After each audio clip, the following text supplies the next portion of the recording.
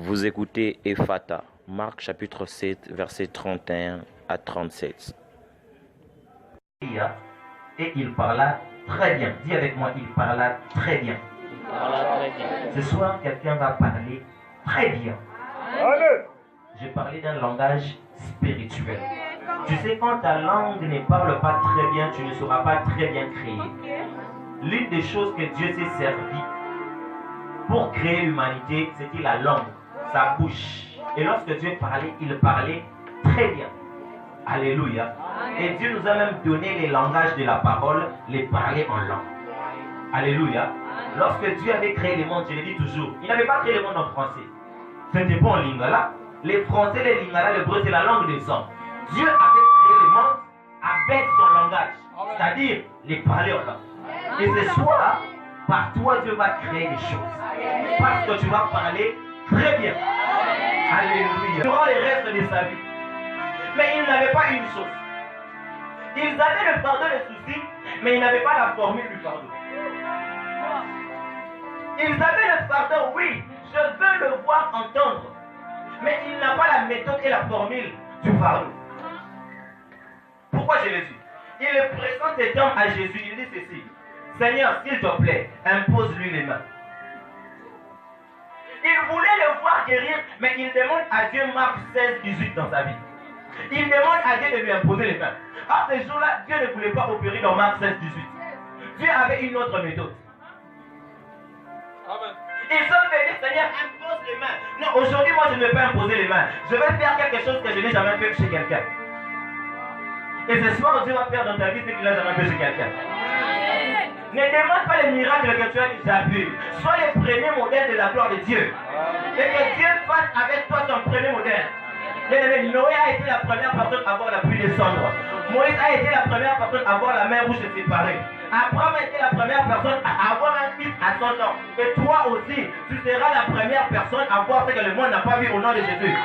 Je pensais que fallait dire Amen. Bien aimé, l'apôtre Paul pouvait dire: si j'ai vu, ce n'est pas moi qui vis, mais c'est Christ en moi qui vit. Avec l'audace et l'onction du Seigneur qui est en moi. J'ai dit: si c'est moi, c'est pas moi qui parle, mais c'est Christ en moi qui parle.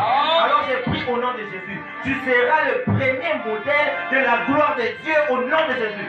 Dans ta famille, dans ton quartier, dans ta maison, partout tu seras, sois le premier modèle. Wow.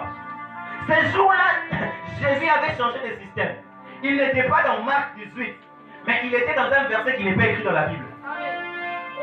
Bien aimé, je vais vous choquer. Les silences de l'écriture n'excluent pas l'onction du Saint-Esprit. C'est-à-dire que l'écriture ne peut pas dire une chose, mais le Saint-Esprit amène une chose que l'écriture n'a pas dit. Son article est de Joël chapitre 2, verset 8. Il dit: au temps de la fin, vos fils prophétiseront, ils auront des visions, quelques terribles comme tous ces versets. Vos vieillards auront des songes. Il s'arrête là. Mais quand le temps de la fin a commencé dans Actes chapitre 2, ils ont prophétisé, ils ont eu des visions. Mais il y avait une chose que Joël n'avait pas dit. Il y avait une chose qui n'était pas dans l'écriture, le parler en langue. Ça venait d'où? Du Saint-Esprit. Ainsi, j'aimerais te dire que le Saint-Esprit va commencer avec toi des choses que le monde n'a pas. Tu le mets d'abord à part. Et le mettre à part, autrement, signifie sanctifier. Puisque la sainteté signifie mettre à part. Si tu es dans le péché, ne pleure pas et choquez aussi. La sainteté, ce n'est pas l'homme qui te fait, c'est Dieu qui te fait grâce d'être saint. Et quelle que soit la chose qui te dérange, je t'informe que Dieu s'est décidé de te mettre à part. Dieu s'est décidé de faire de toi un modèle de sanctification. Et tu vivras dans la sainteté. On dit ma Dieu. Il est possible de vivre toute une année sans péché.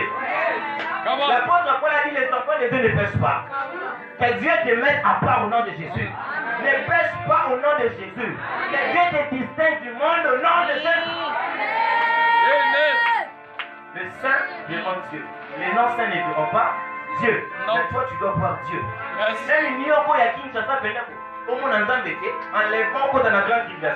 Je refuse de voir mon frère et ma soeur dans la grande tribulation. Je veux pouvoir être enlevé à cause de la sainteté que Dieu impose dans ta vie au nom de Jésus. Que Dieu te mette à part. Dieu lui a mis à part, première chose. Deuxième chose, il lui a mené loin. Lorsque Dieu te met à part, il commence le processus. La deuxième des choses qui t'amène loin de la foule. Pourquoi? Parce que si Dieu te guérit dans la foule. Mais Dieu te déconnecte de la foule pour rester lui-même le seul modèle de ta gloire. Amen. Mais pour vivre la main de Dieu, il faut accepter souvent d'être loin de la foule. Il faut se séparer de la foule. C'est temps. S'il avait résisté à fuir loin de la foule, il n'allait pas voir les miracles de Dieu. Plus tu tardes à être loin de la foule, plus tu ralentis la main de Dieu dans ta vie. Ne refuse pas d'être loin de la foule. La Bible me parle de Jacob. Il est arrivé au cœur de Jacob. Il a pris ses 2 femmes à 4 moment. Il a pris ses biens à 4.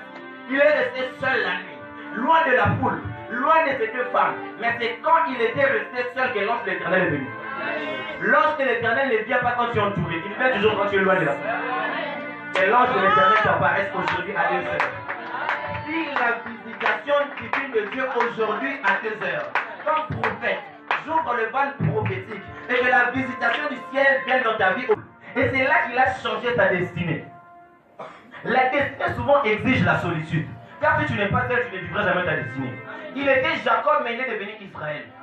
Or, c'est dans Israël que Jésus devrait sortir. Si tu refuses de fuir la foule, Jésus ne va pas venir. Accepte de t'éloigner, tu verras la main de Dieu.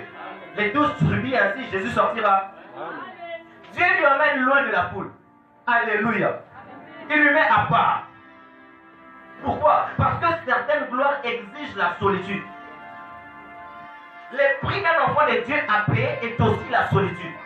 Tu dois accepter de rester seul, en train de chercher Dieu. Souvent à 2 heures du matin, pendant que tout le monde est en train de dormir, toi tu cherches Dieu. Et quand tu vas te réveiller le matin comme Moïse, tu descends avec la gloire sur tu descends avec la gloire de Dieu sur ton visage. Et les mêmes personnes te peuvent dire, te pointer le doigt, t'insulter. Lorsque tu te vois en train de descendre, ils te voient avec la gloire.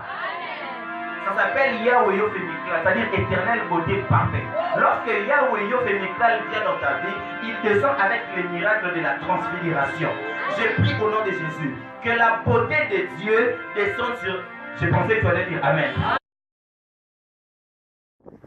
C'était Ephata, Marc chapitre 7, le verset 31 à 37. Que Dieu vous bénisse abondamment.